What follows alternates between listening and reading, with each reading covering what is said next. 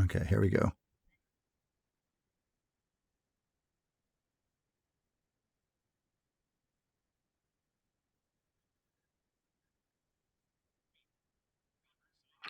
Good evening, this is Robert Sidell. I welcome you to another edition of the Gateway Show on every Sunday evening from 6 to 7 p.m. live on the number one talk station in Las Vegas. We're also simulcasting on Facebook. And so, anywhere in the world you happen to have access to Facebook, you can listen to this.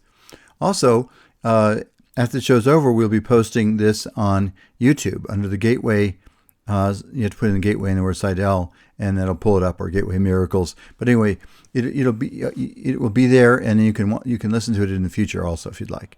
So, in any event, I'm very, very excited about this show tonight. I'm interviewing Mimi Morgan, and Mimi is a very well. I followed her online actually. I met her on X, what used to be called Twitter. It's funny. I just call it X now, but some people seem to some people haven't quite adjusted to that.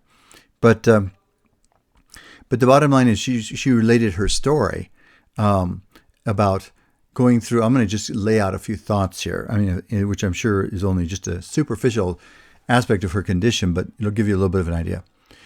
For a number of years, she was diagnosed with Parkinson's, a neurological disorder, by multiple different places. Right? I mean, I think that's what you told me, and you can hear me now, right, Mimi? I can. Okay, good. Yeah. We'll come back in just 1 second. So she was actually diagnosed in multiple places with Parkinson's and was on medicine for it too.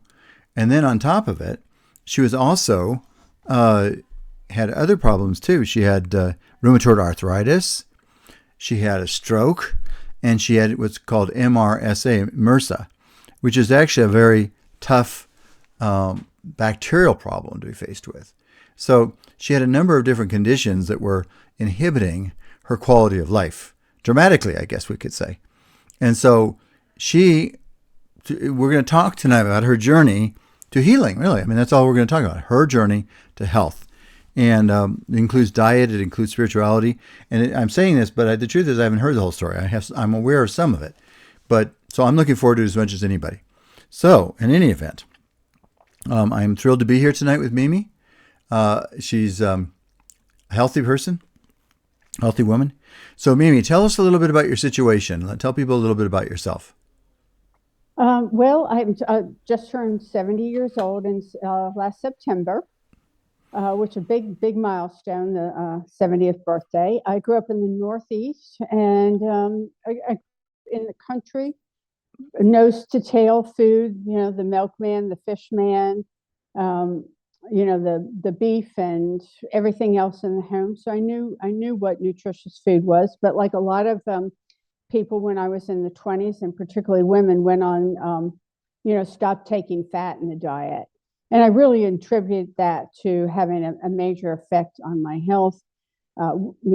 Was plant-based, stopped eating meat, and was vegan for a period of 6 years. It caught up with me in my late 50s. And by the time I was 60 years of age, I was diagnosed with rheumatoid arthritis, Dupuytren's, which is where your cells keep reproducing collagen. I had to have radiation therapy. About 1 or 2 years after that, I was diagnosed with Parkinson's disease by three of the top centers in the United States. At the time, there were only 11.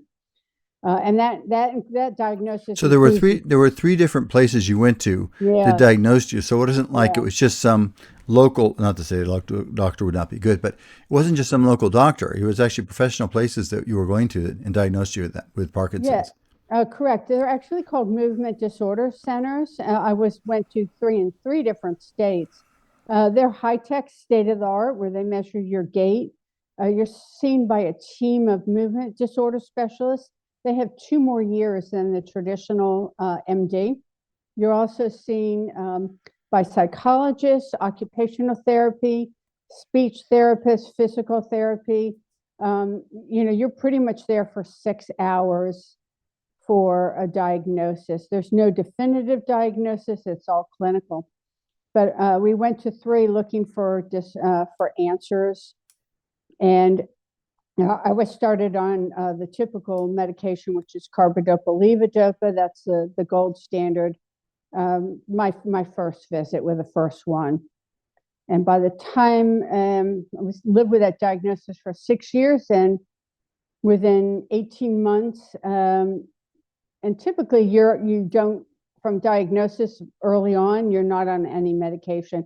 By 18 months, I was 1,200 milligrams a day, which is three and a half, 2 pills every 3.5 hours from the moment, actually before I even step foot out of bed, just to function until 9:30 at night. Well, speaking of which, what were your symptoms?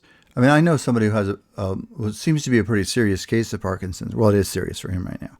And I told him about this. I hope he can listen tonight because well, if he doesn't, I'm going to send him a copy of the recording so he can listen to it later. But so what kind of symptoms did you have? Well, there's a whole array of symptoms. There's 4 or 5 major ones, and you need to have 3 or 4 of them in order to receive the diagnosis. So I had cogwheel rigidity. It's which is where your joints, you don't move and it feels like a cogwheel when they actually manipulate your joints. I had slowness of movement, bradykinesia, which is another one. What's that called? Bradykinesia? Bradykinesia, yeah. That's slow movement. Slowness of movement. So Okay. Everything's slowed down, which is typical of Parkinson's. Your movements, your thoughts, every aspect of your life becomes slower. And I also had pretty bad balance issues. So I failed all the pull tests. I had a very, very slight resting tremor. It was the average person wouldn't notice it. I actually didn't notice it much, but the physicians did. And there's a number of tests that they make you go through. My symptoms were I had trouble swinging my left arm. So for years, I couldn't swing unless I was highly medicated my left arm. I dragged my leg. I had a number of falls. I had actually cognitive issues. Masking's another one where you lose the expression in your face. That's what the first symptom my daughters noticed, especially in pictures. You think you're smiling, but you're not, because you're not getting the messages. In other words, and you're trying to smile, but your face is not showing the smile. Correct. Yes. And if I'm not looking in a mirror, I'm assuming. Actually did therapy for it for once a day for 6 weeks, and I really felt like I was making a clown face. And when they put a mirror up in front of me, it was really a very faint smile. So you just don't get the message. Your face goes flat. And I had a voice tremor. I had the typical Parkinson's speech. Had to do physical therapy for that. So those were my main symptoms in the beginning. I had quite a few more that developed pretty early on in the diagnosis. So, well, the bottom line is none of that sounds like, for lack of a better way to put it, doesn't sound like any fun at all, which is sort of a pretty stupid thing to say on my part. It sounds pretty bad. Oh. So what did you, obviously you were getting treatment and taking, you said a couple of pills every couple hours or something? So carbidopa levodopa is the gold standard. It only masks symptoms. There is no treatment or cure. Actually, the best known therapy for it, which they tell you when you get the medicine, they said the most important thing you can do every day is high intensity exercise. That's your best chance of slowing down, maybe slowing down, but at least curtailing the effect of the illness. But the medication just hides the symptoms from people seeing it. And it's, if you see, obviously you have a friend with Parkinson's, it's pretty tough dealing with the symptoms. In his case, it's really totally kind of decimating his life. That's actually not a nice way to put it, but I mean, he would agree with me. I mean, it's really limiting his ability to move and participate in life. And I mean, he has a great attitude, I'll tell you that much, but it's just really having a huge effect on him. And go ahead. Sorry. No, I describe it as your world, as the disease progresses, your world becomes smaller. I would say that's what's happening with him now, too. I don't think as a matter of fact, he used to live by the ocean in California. And then when he realized he started to have this condition, They sold their home in California, moved to where his son lives in Arizona, and now they've actually literally built a small house on his son's property in the country in Arizona. So because he figured, and and ironically, his story, it's funny. People have various stories they got to deal with in life, and his wife actually ended up getting breast cancer, so she had to go through a year's worth of treatment for breast cancer. But Wow. thank goodness that resolved itself in a happy way, positively. But so he's facing this and also facing a wife that's sick. So they decided to live with their kids, basically on their kids' property. So, but for you, okay, so you have these various symptoms, slow movement, slow speech, face masking, and then what happened? I mean, and you were getting treatment, doing everything you thought you needed, and The obviously, medicine, go yeah. ahead. No, so the medicine stopped working. So they started piling on more medication. I started to develop autonomic symptoms, which is typical of Parkinson's, not typical where I was in my years. And then I became a multiple system atrophy suspect, which is one of the more advanced forms of Parkinson. I held on to that for 5 years before they released me from that diagnosis. And if I did have it, I would have maybe had another 3 years to live. It progresses like Parkinson's for 5 years, and then all of a sudden just runs amok with you, and you don't have much longer. So I was a suspect for that, and the medication wasn't working. I was having cognitive issues. I minored in math, was an A student. Now I can't do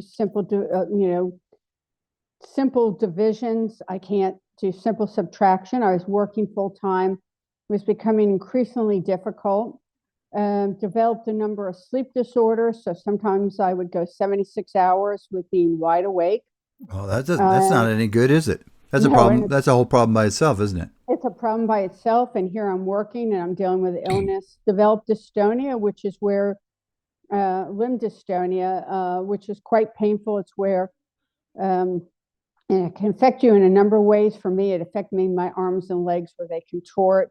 So I had just a number of things as the disease was progressing, and I ended up having to quit work, which wasn't that I was so tied to working, but I didn't like having to quit it. It's the difference between having to do something and deciding now it's time to retire. But I had to. It's about your I freedom. just It's couldn't about your continue. freedom in life, right? Well, you're exactly right, and that's pretty tough. We take that for Oh, granted, and when it gets I'm so engrossed in what you're saying. I actually missed the break. Well, not missed it, but we got to go to it right now. So, sure. folks that are listening on the radio, you and I will go on Facebook. But those of you listening on the radio, we'll be back. I'm interviewing Mimi Morgan. Very fascinating.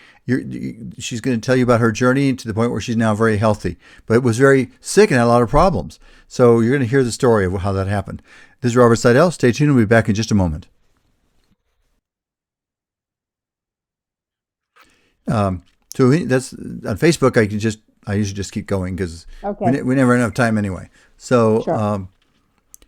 so you were a lot of people would be pretty depressed in that situation, and maybe you were too. You probably were. I'm guessing. No, actually, I wasn't. My family thought I was, and I describe it as that being depressed required too much energy. That's funny. I don't think I've ever heard Uh, that before. well, I didn't have any energy to be depressed. I mean, I had all I could do to just function, and I was really kind of flat. Uh huh. It was definitely losing hope. Yeah, I would think you would lose hope. I don't know how you wouldn't lose hope. Yeah. I mean, Um, and as the story turns, this wasn't even the bad part of my story. oh really? Um, oh no, because actually, and my family's kind of pressured me. Oh, you got to find a way. And I did rock steady boxing. And I started walking again. It was very difficult. But one day I walked 4 miles, and it was by accident. I had dropped a brand new pair of earbuds that I was given. And when I turned around to go back to get them, lo and behold, it was at the 1 mile mark, literally. So I must have lost them as I turned around. So that meant I walked 4 miles, put something in the oven, sat on the bench to enjoy the fresh air in February, and got up to go back into the house about 5 o'clock or so. And that's where I had a stroke. And it was a medium-sized stroke. Huh. Wow. You know, I'm going to be interested to hear just how this began to turn around, because a lot of this could have been just a downhill spiral that you never came out of. Well, it almost was. I mean, I literally I came moments before this happened. Because as it would turn out, I was infected with MRSA from the IV while I was in the hospital for the stroke, and Okay, my so life was is that about to get you got worse. MRSA at that time? I did from the IV, so it was bloodborne. That's boy, that's a hard thing to face, unfortunately. That sometimes going to the hospital exposes you to illness you wouldn't have otherwise been exposed to. Yes, So that's a uh, tough story. it is, and you take a risk when you do that. Unfortunately, the sad part was nobody was listening to my symptoms. I'm complaining about back pain, and they're all saying, "Well, of course you were in bed. I was in bed for 5 days for the stroke, not able to move because I'd gotten TPA, which helps you prevent you from having blood clots." Okay, hold on one second. We're about to go on the radio now again. Hold on Sure. just a second. Good evening, this is Robert Sidell. This is the Gateway Show on live every Sunday night, 6 to 7 p.m., number one talk station. I'm a practicing attorney, and I've been practicing for 47 years. I do this show because it's my way to lift myself up and share some information and ideas that can change your life too. So it's always a nice, exciting opportunity. I see some of my good friends on there, and I think there's some friends maybe of Mimi's friends that are listening too. And this is Mimi Morgan I'm interviewing.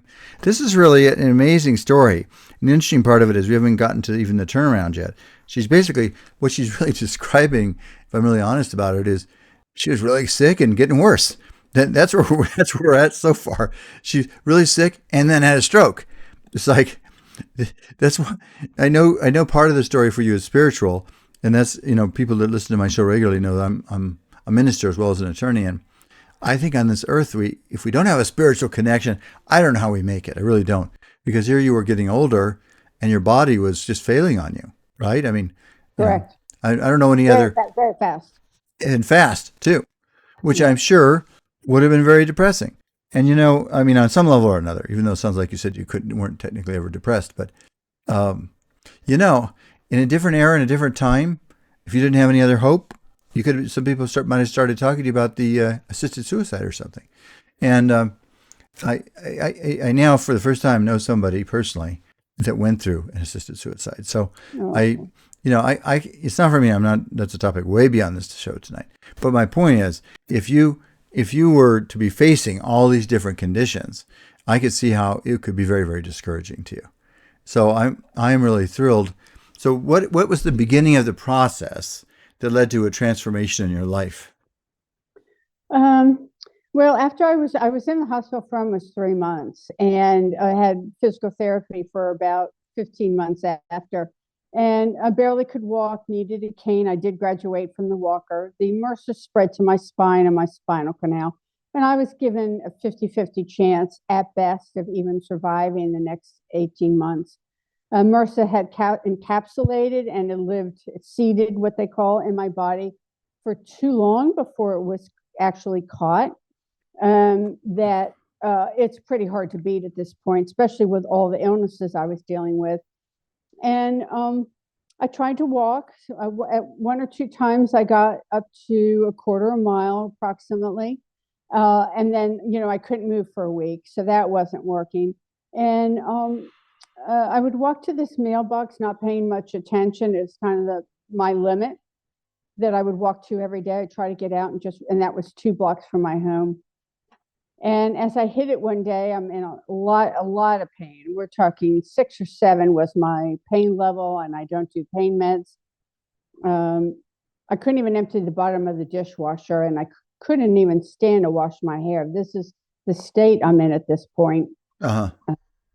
I was pretty, immobile, and I turn around. My family's thinking about putting me in a home at some point soon. We've got to talk about that. Was their approach? Obviously, I was going to need some care, and I turn around really in absolute defeat, thinking I'm just going to let this take me. I don't need to be a burden. Obviously, there is no use for me at the state I'm in. And this wasn't much of a life to look forward to. And as By the I way, I think turned, that's putting it mildly, right? I mean, you got yeah, MRSA in your spine. By the way, for those of you who don't know, MRSA is a bacterial resistant bacterial infection, right? I mean, correct. Yeah, it's yeah, antibiotic resistant bacterial infection. There's an actual, yes, and so if you get that, it's frequently something that can have a tremendous, devastating effect on your life. So you got diagnosed with that on top of all these other things. yes. That really was the most difficult of all of the diagnoses. That was the one that was the most difficult to deal with. That was the one that was going to take me out before anything else. But so as I turned in defeat, what I can't describe any other way than a divine moment. I heard the words, "So you can't do what you want to do. What do you have in you?"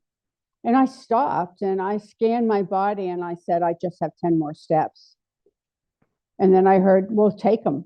And so I turned around and I took 10 steps Uh and I huh. went home. And I took those 10 steps every day from the new place of 10 more steps. And, I was an athlete. I was a nationally ranked equestrian, did a lot of adventure travel, did a lot of hiking, kayaking, all sorts of things. So for me, 10 steps, which is barely across the room, is sort of a joke. But those 10 steps, I walked myself really to recovery by just showing up and doing 10 more steps a day. And I didn't push myself and do any more because I didn't really have anything more in So me. when you're saying did you take 10 more than you had 10. I done the just prior to? took 10 more steps. So instead of quitting in defeat, I turned around and took 10 steps and then turned around and went home. So did that mean you added 10 an extra 10 Every beyond day, that every yes. day? So I would get to that new spot of 10 steps where I went the previous day, and I would say, "Do you have 10 steps today?" And most of the time I answered yes, and I would take just 10 more steps. That's all. Um, but it was a divine moment for me. And soon after I had now put on some weight, which I've been slender my whole life, but I'm eating a plant-based diet, which is what the doctor said I needed to eat. Because Parkinson's medicine doesn't respond well, it competes with protein. So I can only have about 4 or 6 ounces of protein at night for my medicine to work. So I went to go see him, started a very high carb diet, and he proceeded to talk to me about eating 50% fat, which I really thought he was nuts. I said, "My medicine's not going to work. I can't, I mean, So how can I you deal know with it?" what? I missed one little bit there. So Yeah, you're at this point where you can't walk those steps. They're telling you just be on a plant diet with very little fat. right. And what was the changing point? That's what I missed. Uh, so, so, um, so now I'm realizing as I'm walking, I have weight I need to take off. Obviously that's not helping my back. So I went to go see somebody to help lose I some see. weight. Uh-huh. And I'm thinking I'm going to get a pill, and he's putting me on a high fat, high protein diet, low carb. And I had nowhere else to turn. I knew if I went back to the doctors, I was going to get one more medication. I'm already on 13 plus. My medications were ranging about 65,000 a year at this point. Wow. And I Wow. knew I was going to get one more from the physicians, or two more. I had a team of 10 How much was doctors. your medicine costing a year? 65,000 plus a year. 65,000. Yeah, That one drug cost me 50,000. you know what? I'm already thinking we're going to have another episode of this show because that anyway, but enough said. Just keep going. That's a huge amount of money. Now, I'm Oh, assuming it is. most of it was probably covered by Medicare. I'm assuming. Well, I wasn't on Medicare. I wasn't even at this. Oh, I wasn't on Medicare at this point. No, I had to get a supplemental from some foundations that offered funding. Some of the drug that was 50,000, they would help some, and luckily I had insurance from work. That was very good insurance, because I was working part-time 1 day a week, thank God, because I was able to keep my insurance. Otherwise, I mean, I would be in trouble. So I proceeded on this diet, and about to 9 months in, I started eating a lot of beef at this point. I started getting a lot of fat, and it wasn't until my fat got up, which is about the six month mark. So I'm not getting worse, which was an improvement. But about 6 months, I started to feel better as my fat got up to 70, 80%. And Well, around nine, hold on one second. yeah, This is an important issue because it'd be very foreign to a lot of people. What you're because you already told me a little bit about it. Plus, I've researched a lot of this myself. We've been this is about not pointing a finger at anybody when I say this, but we have been taught that fat is usually bad, right? Like you were telling right. me, your family would say, "Well, make sure you trim off the fat," right? And in fact, you can pull it up right now all the time online, and there's all sorts of things saying, "Make sure you eat trimmed fat, trim the fat off your meat." So you're saying now your calories had to be 70 to 80% fat, or am I getting that wrong? Well, when they got that high, they got that high, and it was a little bit by accident because I'm kind of calculating them, but not too worried while I'm working with this man. And that's when I noticed my neuro symptoms getting better. So When how I did had to wait, get let me that ask you a high. quick question. How did you get that much fat? Because it's not actually that easy. Matter of fact, place where I get my meat, a lot of times it is, even now hamburger doesn't have enough fat in it. They sell it lean, and of course that's what everybody wants, right? That's what they think they want. Actually, Yeah, there are I a don't couple. buy lean. I know there are actually. Well, I want to hear that. No, I didn't know that, but there is a brand at Costco that sells that's higher fat. It's 25% fat, but Yeah. the Costco brand is only 12% fat. Yeah. So how did you get enough fat so you could get From yourself? hamburger meat, from steaks, I would eat all the fat that was on like a ribeye. I would buy fatty beef. I wouldn't drain the hamburger meat. I mean, how many of us drain our I know. hamburger meat? I ate it. And I supplemented with MCT oil and coconut Oh, oil there you go. to get my dosage up high. Now we're to another break again, but you and I are going to keep going on right now for Facebook. Um, this is really fascinating to me, and on so many different levels. My friends, I'm interviewing Mimi Morgan, and I just want you to know I'm enjoying being here. She's telling her history, her condition from being really almost dying to now starting to turn the corner back into health again, with really what would to some medical practitioners would be an unconventional form of treatment. So stay tuned with you. Return with us at the end of the break. But she and and we're going to keep talking about this so you get a full chance to hear what was the difference in her life that allowed her to get healed. Because without this, I don't even know if you'd be alive today. What do you I think? wouldn't be. You No, wouldn't I be. know I wouldn't be. I would be dead already. Yeah. I have no doubt. Whereas the truth is you look fantastic. So, okay, we're going to go to a break. We'll be back in just a moment, folks. Okay. So you're starting to get all this fatty. Well, I know. So again, it's hard. It goes against our normal programming, doesn't it? It does. You're starting to eat fairly high fat cuts of meat. Really, I guess is what it comes down to. Yeah. Or high. Where do you get high fat hamburger though? I mean, where do you get that? So I would get it from, regenerative farmers. At the time, I would get some from Whole Foods. And, I would do my chuck roast, and and make broth, and then you get the thick layer of tallow, and I Yeah. would add butter. And sometimes I would take, 1 or 2 tablespoons of butter and just put it on my steak. You I know, just I do that got sometimes more and too. more. I do that Yeah. sometimes too, because it's you are right. I'm glad you're saying it, especially with the hamburger. I've talked to my wife about this. I think she likes to drain all that stuff off, but the trouble is that's where a lot of the nutrients are. Yeah. Okay, um, so you would go to different places and you also started supplementing with MCT oil and Right. coconut oil. Coconut oil in my coffee. And then, I would keep track of my macros because I'm still kind of learning to eat a new way. And if I miss the mark, I just take another swig of MCT oil. But there's a lot of studies about that helping delay Alzheimer's and Parkinson's. Um, Dr. Mary Newport wrote a book, and I happened to latch on to that. Her husband had issues, and she treated him with it, and he improved.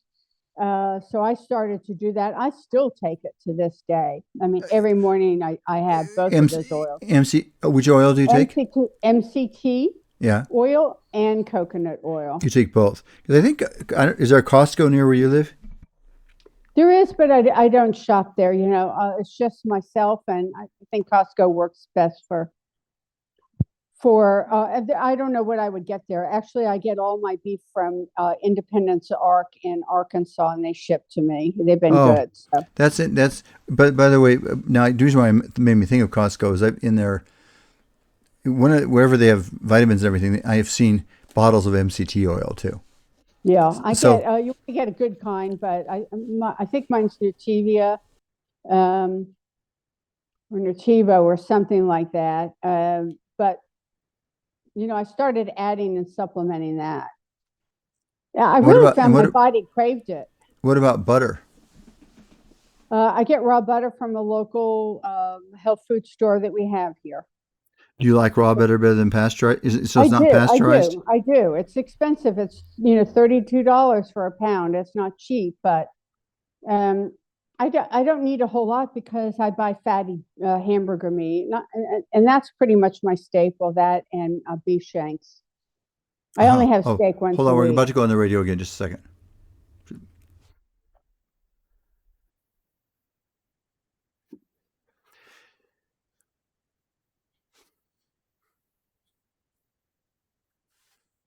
Good evening, this is Robert Sidell. Welcome you back to another edition of the Gateway Show on every Sunday evening, 6 to 7 p.m. live. And the number one talk station, also simulcasting on Facebook. And also you can go to YouTube and just type in Sidell and Gateway, and it'll pull up this. You can hear this and other shows I've done. And I just want you to know that I'm I'm interviewing Mimi Morgan, who started out, a real journey of ill health, everything from Parkinson's to MRSA, which is a very serious bacterial infection, and rheumatoid arthritis. Then she had a stroke on top of it, and then any of those could have ended her life, or the combination of them could have.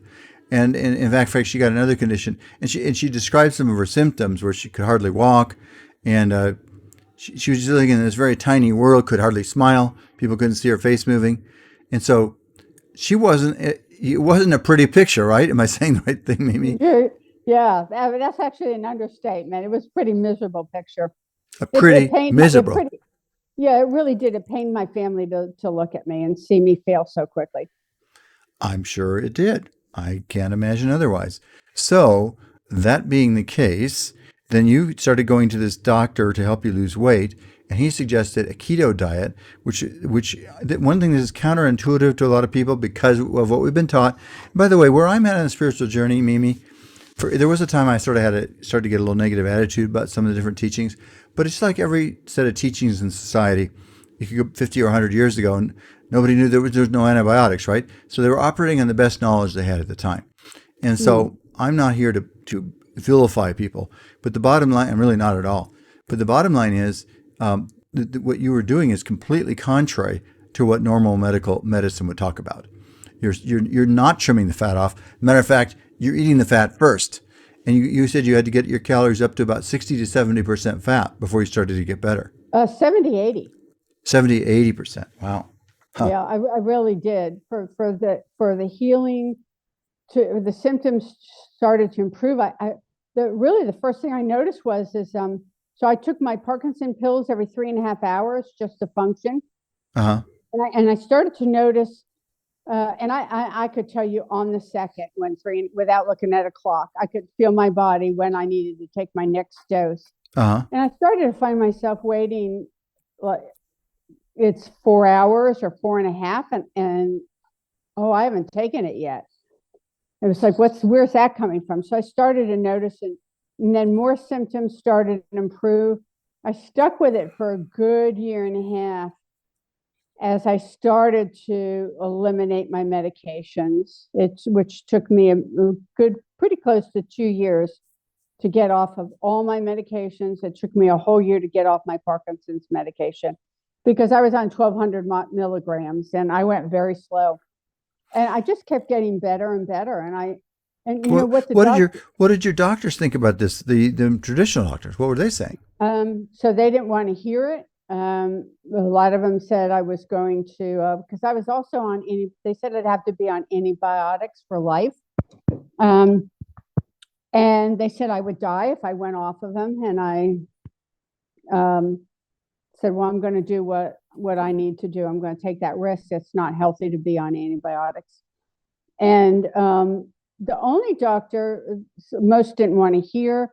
Most said I'm, making a mistake. The only doctor that listened and took notes was my Parkinson's doctor, and that's when I first talked to her. And I said, I think I'm changing my diet and I'm improving. And she made note of it, and her response was, "Well, as long as your medication's still working." And I said, "Well, yes, it is." And she noted that I was improving some, but they didn't want to hear it. They shut me down pretty quick because. So why I'm just kind of curious. Yeah. Again, I know I told you when we started. I told you earlier today. Just goes too quickly, actually. Again, any of these could be a whole other show. But why do you think they don't want to hear it? I think if it goes against the norm, it goes against what they're taught. I don't think they're taught the truth. Um, I don't, and they're really taught when you step back from it. Um, and I'm not against medication. I mean, the antibiotics, everything else, the TPA for the stroke. I mean, that all saved my life. But medication does not heal, and you'll never convince me that it does heal the body. And I think that they're just taught to prescribe medication, and they never get to the part with healing. They're really trying to mask symptoms, improve this, slow this down, and none of it's through a nutritional approach. And you know what? I think I'm trying to be a little protective of the doctors, which is I think that's what they really believe, just because that's what they've been told. So Correct. here you are doing exactly the opposite of what a lot of doctors have thought for decades. You're eating a lot of meat and a lot of fat. It's like, oh my God, how could you do that? People get scared. If you even say that to them, they get scared. They do. And so you're eating meat. Okay, so everybody let's tune in right now. So Mimi has all sorts of weird, serious problems. Parkinson's. She's diagnosed by multiple places. Face masking. She can't smile hardly. She can't walk. She can't move her arm. All sorts of things. She has a stroke. She has rheumatoid arthritis. She's, I think I've left out a few things, but the bottom line is she's got all sorts of problems. Life was starting to become a bad experience. Am I overstating it? Is that a fair statement? No, it's fair. And so then she goes to this weight loss doctor, and kind of almost inadvertently. Well, first I don't think it's inadvertently. I don't think she does either, because she and I both believe in God. And by the way, we never talked until the first time today. But the bottom line is that, so I think she was guided to that doctor. Is that kind of what you think too? Oh, absolutely. I have no doubt. Do you think? Absolutely no doubt. So you start going along. So it takes about 2 years on this diet, and then you get to the point finally where you go off the medication completely? Yeah, it took me, I was in it about a year and over a year before I got rid of the first medication. Well, because as my symptoms are getting better, I start saying, well, why do I need to be on this medication if I don't have the symptoms? And my first one was omeprazole for heartburn. Of course, I had heartburn. I'm taking 13 plus medications. I mean, I'm getting poison. So now I'm not having heartburn. And so I'm like, I don't need to take it. And, I hear from doctors, well, you're going to have heartburn if you don't stay on it. And I just decided I just need to do what in my gut I believe I should do. I'm taking myself off of it. And by the way, I occasionally run into this a little bit myself too. It's hard to trust yourself when everybody else is saying something different, isn't it? Very hard. But at this point, I'm seeing an improvement, and I was dying. I was ready to quit and throw in the towel and let everything take me. And now I'm seeing improvement. I'm going to trust my gut. So I'm going to trust the path I'm on. So how old were you when you stopped being on the medicine? So I'm 2.5 years. It was 2 years. So it took me a while. So 2.5 years ago, I got finished my last medication. The last one was the So you're antibiotics. about 67 or something like that, right? Oh, 67 and a half. Yes. So 2.5 years have gone by now because you already said you're 70. I wouldn't have brought up your age except that you brought it Yeah, up. that's Um, okay. it's all right. I I'm think old. that's an important. I think it's an important part of the story because we're told, which I was told at the time, you're 65. This is just what your life is going to be like. Of course, you're on medication. Of course, you just drew the short straw sooner than most people your age. So you just need to accept it. And so I think it's important to share my age is that it's never too late. We're never too old to turn things around. Never too late, never too old. By the way, that's the topic I put on the Facebook message today. It's never too Yeah. late to get your healing. It's funny. That's exactly what I Yeah. said. So, okay. So now what's your life like the last 2.5 years? Well, it's fabulous. I went carnivore 2 years ago this January, so this will be my third year. I was having trouble. I still was clean keto, and I do want to add that this nothing was packaged. It was anything whole foods. It was very high fat. I avoided oxalates, lectins, no sugar. So it was a very strict keto diet. And I still was having trouble with pneumonia infections were coming back because of the MRSA. And I was having repeated, not bloodborne, but the MRSA was presenting itself on my hand. And I became concerned and started to streamline my diet even more. And that's when I went carnivore. And it was a wise decision again. It's been very good for me. And It's really provided even more healing.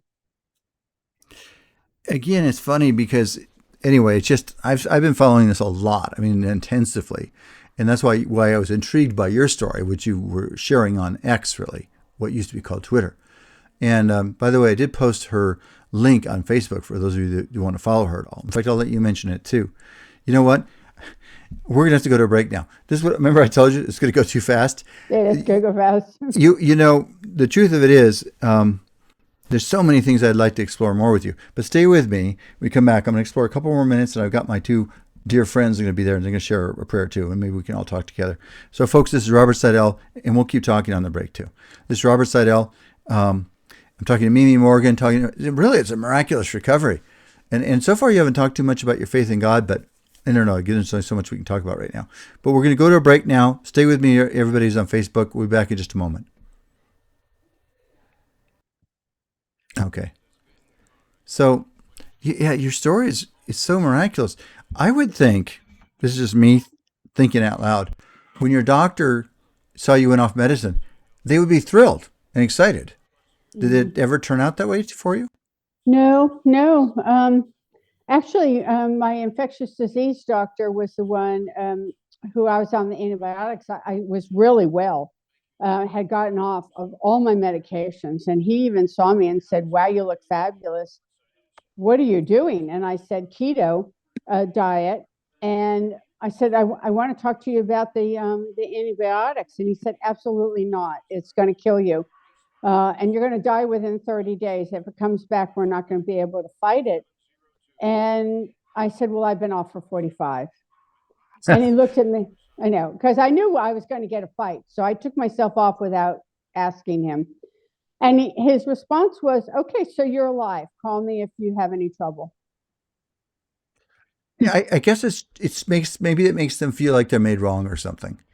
Um, I don't know. It's really, I would think he would have been curious beyond words and wanted to say to me, "Okay, I need to hear what you did." But he didn't want to hear. I, you know what? And Because he was a good doctor. He was one of my favorites of the group. And he really didn't want to hear. And he was relatively young. He was 50. So it's not like he was an old timer. He's been doing this and winding down. And I really was shocked. so and with a loving attitude, I'm going to say because I realize we all have problems. I'll call them like this. He couldn't face the fact that maybe some of what he believed wasn't right, and it was too confronting to him. Possibly. I hadn't thought about that, but that may very well be part. Because I mean, if he's really a true healer and operating as a doctor, he would be going out and buying a bottle of champagne and celebrating. You you would know? think, but I'm not sure how much of a healers they all are. I think they are medicine, prescription prescribers. For me, the real healing is what God provides us. That's very accessible, and we don't need a prescription for. Um, yeah, well, I mean, and by the way, again, I've had doctors save my life too, so I'm not against doctors at all. I want to stress that. I think, and I believe most doctors are, I have a beautiful woman primary care doctor, and she's very, very sweet and goes out of her way to really come up with the best ideas for me. So I believe that, but I do believe all doctors, leaving her out of it, just like everything else, they're trained a certain way. And it's a little Correct. hard for them to see that there could be another possibility too. And it may be scary for them too, on some level. Like, what if it doesn't work? They might be afraid they'll be irresponsible. Right. I think you're right. We're about to go back on the radio. Just a second. Good evening, Mr. Robert Sidell. It's the Gateway Show. Actually, in its own unique way, this is one of the most exciting shows I've had for a long time.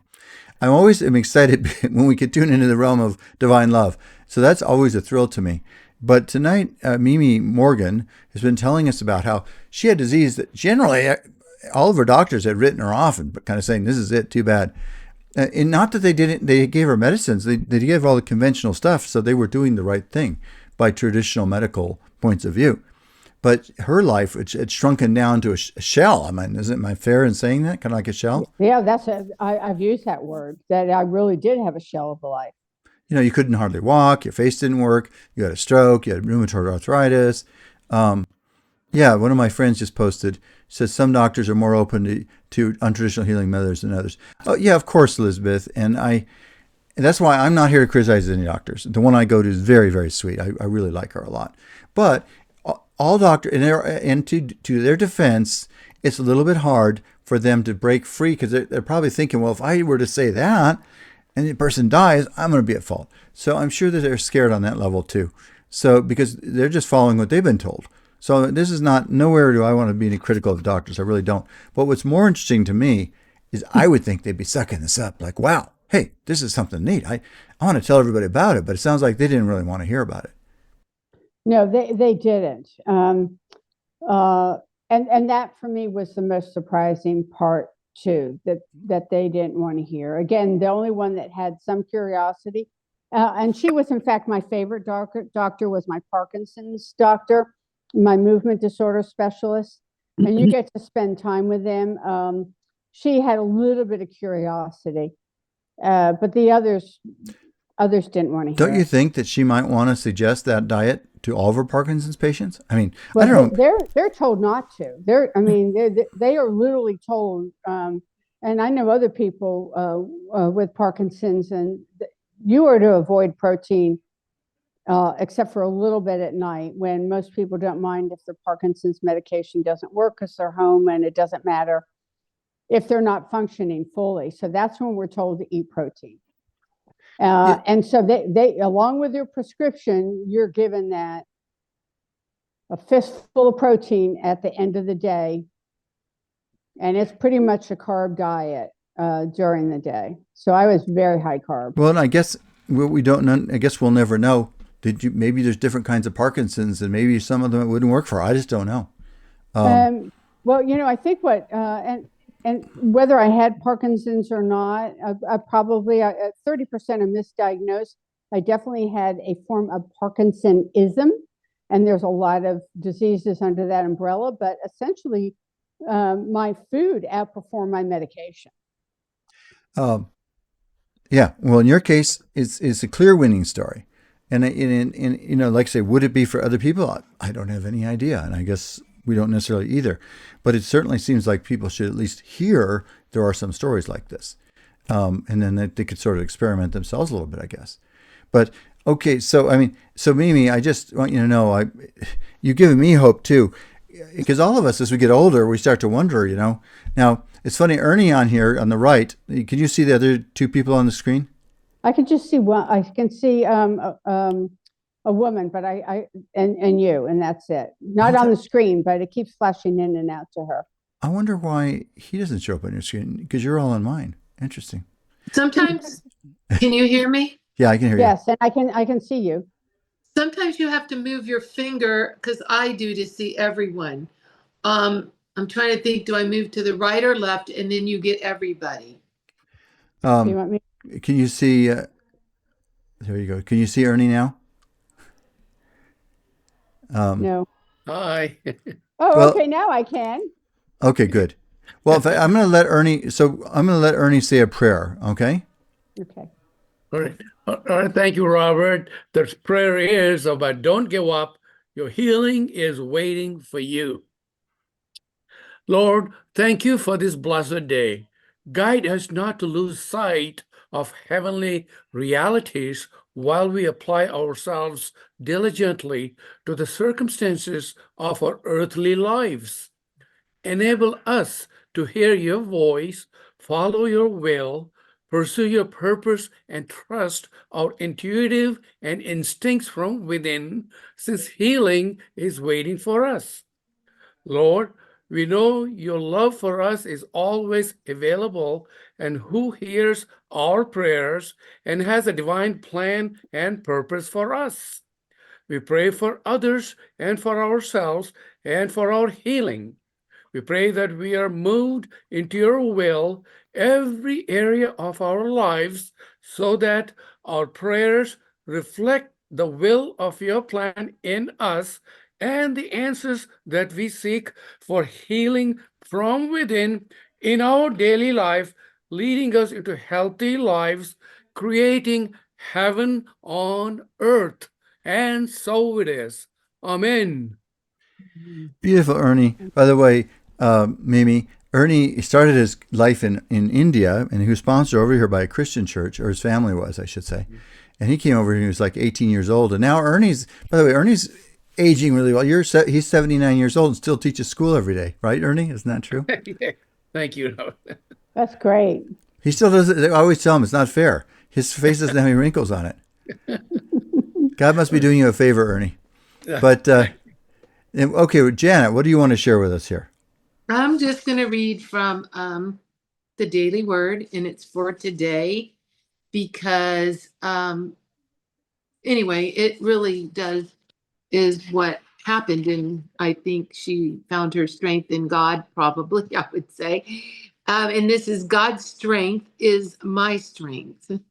If I identify solely with my human nature, I may feel daunted by the cares and duties and by the state of the world itself. When I feel small or ill equipped to face troubling situations or uncertain circumstances, I remind myself I am never without the power of divine strength within me. The awesome strength of God is inexhaustible and without limitation. Anything I may be called to face is no match for divine strength. As I grow in spiritual understanding, I realize I need not pray for God's help. Instead, I claim the strength of God as an aspect of my divine identity. I affirm divine strength is mine. I am strong in spirit. As these words grow in my consciousness, I feel better able to keep life struggles in perspective and remember I am strong in God. So, Janet, I'd have you go on, except they're going to cut me off in a second. As a matter of Well, fact, I'm done. It's you were perfect. done. That was Perfect. it. That was beautiful. And no, and by the way, if all four of us want to stay on here for a minute, we can keep broadcasting on Facebook for a few more minutes to kind of come to a little bit of a conclusion. Do you still, Mimi? Can you stick with us for about 3 or 4 I minutes sure more? can. Okay, good. This is Robert Sidell, folks. A great show. What an inspiring thing. There may be answers for your healing that you've never thought about. And just dare to trust, ask God's guidance, and get all the information you can. So, God bless everybody. This is Robert Sidell. Remember, God's real, miracles are real, and for that reason, the best is yet to come. Take care of yourselves all. This is Robert Sidell, wishing you the best.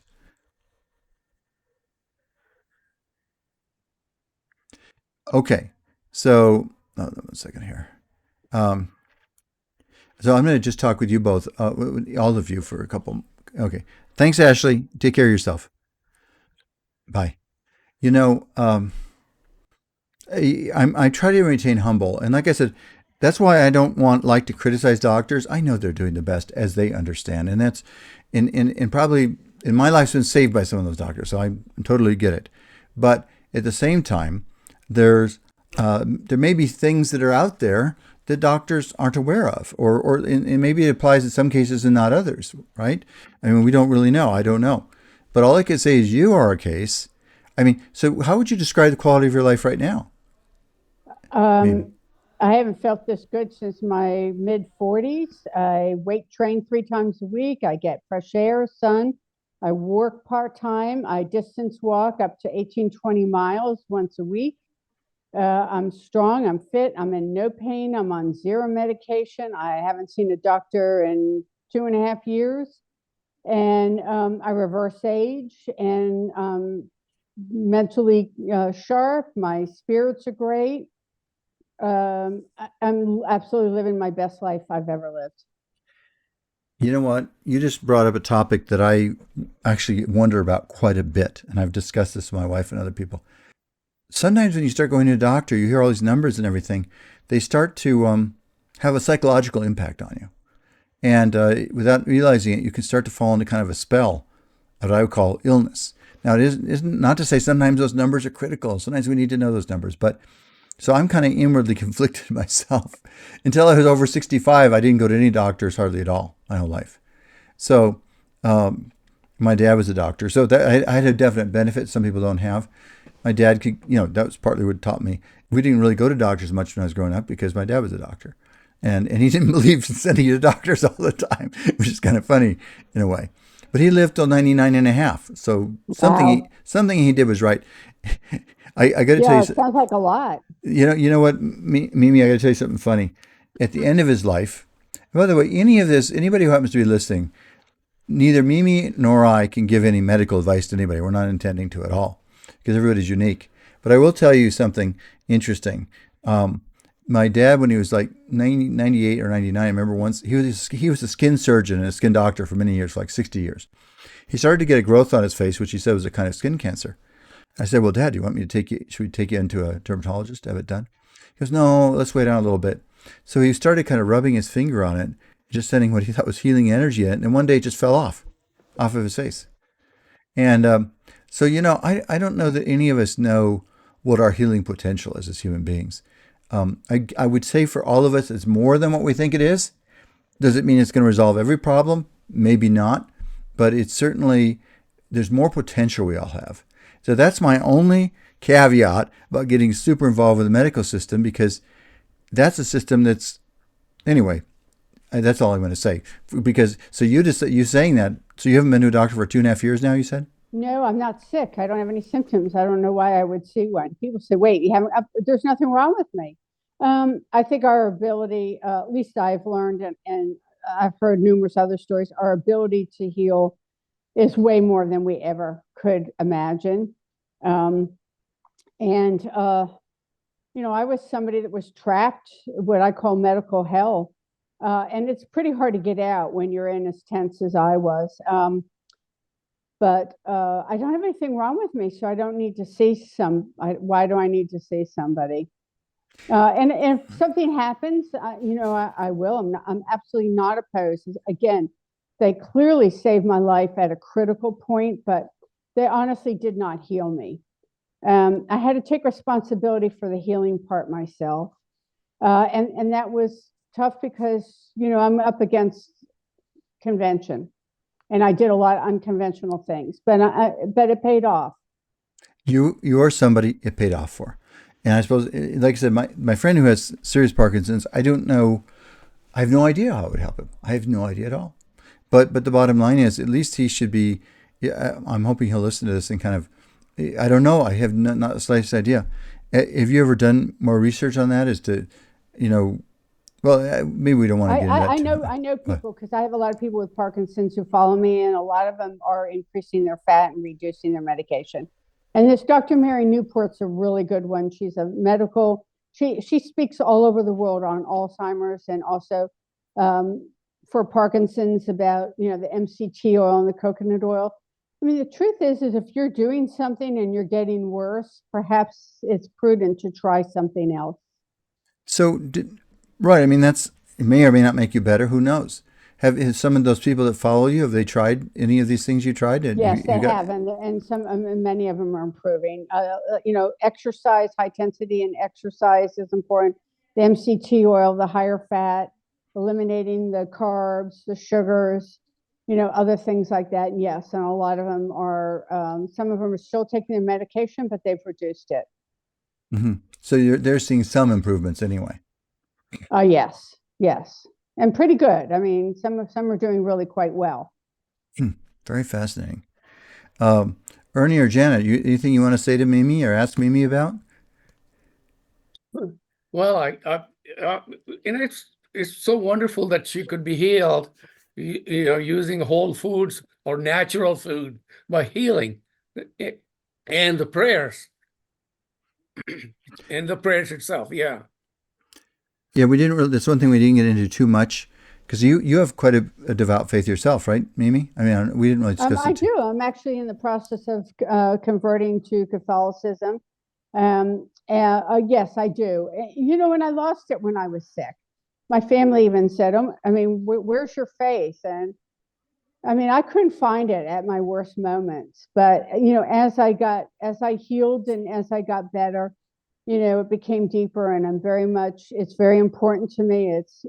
I clearly feel guided. I can look back and see things that, oh my gosh, all of this was orchestrated. There are no coincidences.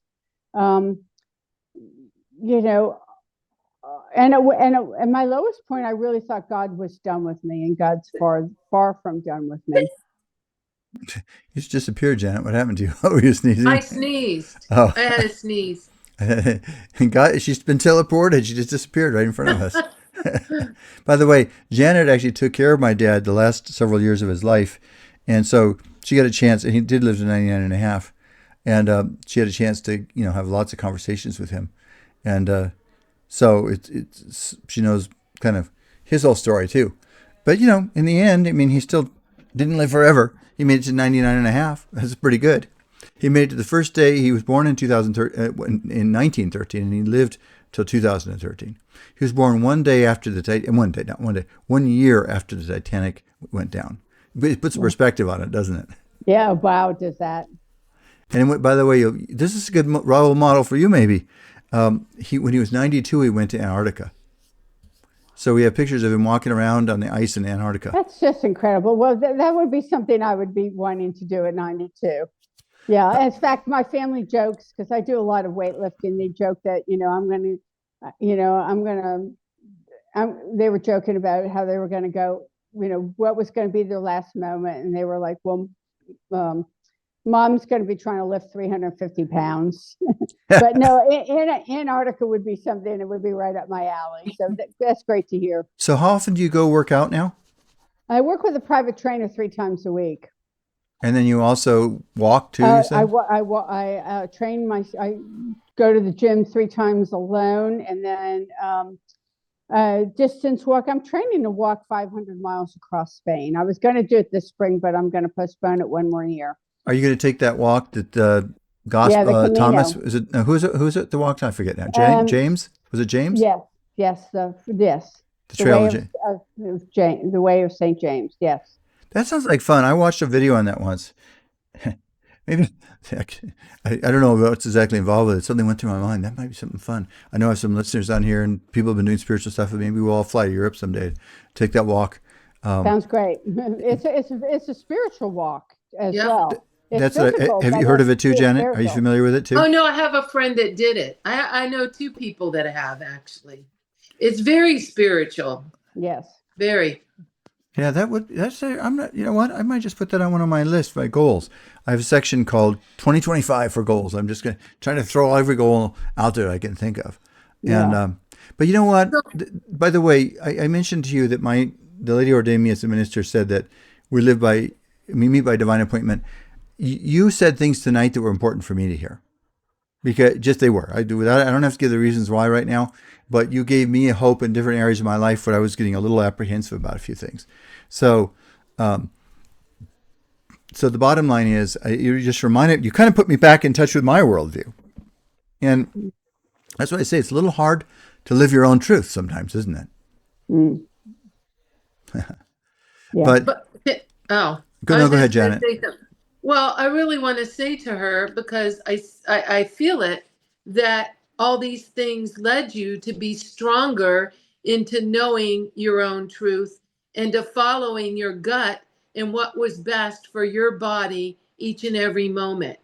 Because I think that happens, because I went through a medical thing and it got me to that place years Mm. ago that I said doctors are important, but I listening to my own body and my own truth for my body is more important Yes, for our healing. absolutely. Yeah.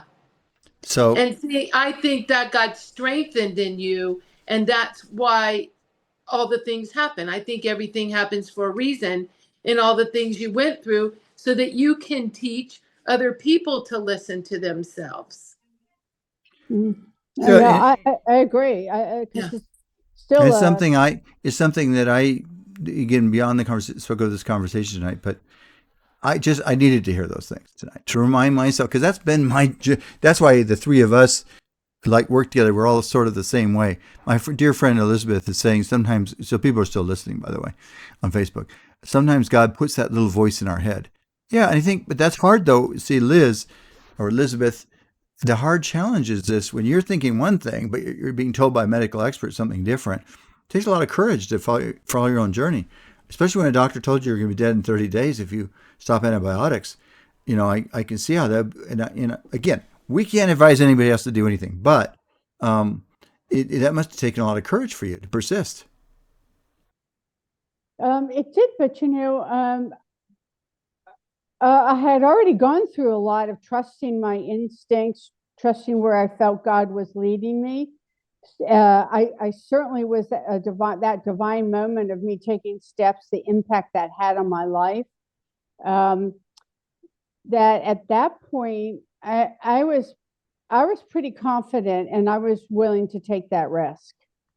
I just felt I felt I was healed enough, and I wasn't impetuous. I took my time, and I prayed, I reflected, I paid attention to everything, and I knew in my heart that the antibiotics were eventually was going to kill me if I didn't get off of them. And I had been on not only walking around with the IV for 3 months with a bag of antibiotics 24 hours a day, I was on strong pills 3.5 years. And I knew I had to get off of them because, that just, you can't be on antibiotics and then something bad happens. Then they don't work. And Well, at that's a that good point too. yeah. So, and I knew that I would be facing that. And at that point, I had had enough successes that, I think the most courageous part was in the beginning when I didn't see how I could forget the light at the end of the tunnel. I couldn't even see the tunnel. By the way, And that took the most courage in the beginning. Yeah. When I couldn't even see a way. I've definitely been, not with your particular set of circumstances, but I've been in places where I couldn't see any light or the tunnel either. And then somehow I've gone on in my life and gotten vastly better. But so I know what that's like. I don't advocate that for anybody if they can avoid it. But if you happen to encounter a dark time, for me, the only way you can get through it really is through God's grace. That's my worldview. Yep. This is my worldview. And it doesn't always maybe look like it's God, but it still is. I mean, that's the weird part about it. You seek God, and somehow people show up like that doctor for you. And so it's a journey of humility. For me, it's all about humility. It's far be it for me to say, how this all works. It really does. But you're putting me in touch with my vision that I've always lived by. And by the way, I have a book, Coach. I don't think you probably don't even know I have it. It's online. It's called The Gateway. And but I'll take a look at it. And just type in The Gateway and Robert Sidell on Amazon, and you can see it. Well, I just want you to know it's really, really been a pleasure talking to you. You're have inspired me here tonight in ways that, every week I'm trying to inspire others, but the truth is I got to inspire myself too. We all have to for 1,000 reasons, right? Yes. I have a well, and I just is discovering today something's wrong with one of the wells, which really, in the big picture of life, is not a big deal. But it's still, who knows? It could end up costing me a fair amount of money. Who knows? I don't know yet. I have no idea. I'll find out. But my point is, there's always little things to be managed, right? Large and Oh, small things. I'm just laughing. I don't know. That's the only way we can be happy, I think. We have to decide we're not going to let different stuff happening stop us from being successful, right? Or happy. yes. Yeah. Well, that was one of my lessons too, that I had to learn to be grateful before the results happened. I had to just be grateful I woke up. There you go. We believe in that, right, Ernie and Janet? That's our philosophy too, right? Yes. So, well, listen, I'll tell you what. Mm. By the way, I want to tell you that Mimi's been very nice to us because this is actually what after 10 o'clock. This is 10:15 at night for you now, right?